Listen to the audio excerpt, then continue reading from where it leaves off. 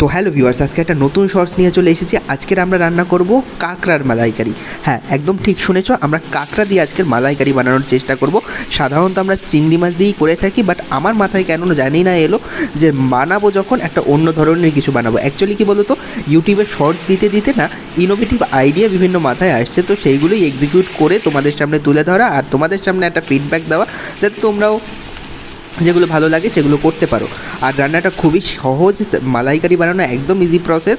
But এখানে খাটনির একটাই বিষয়, সেটা হচ্ছে নারকেল কোরানো আর হচ্ছে সেটাকে বাটা। তোমরা চাইলে ব্লেন্ড করতে পারো, আমি সাধারণত ব্লেন্ড করি না, বেটেই রান্না করি, এতে টেস্ট অনেকটা ডিফার করে আর ভালোও লাগে আমার খুব। তো রান্না কমপ্লিট, আমি কাঁচা লঙ্কা আর গরম মশলা দিয়ে গরম গরম ভাতে পরিবেশন করলাম।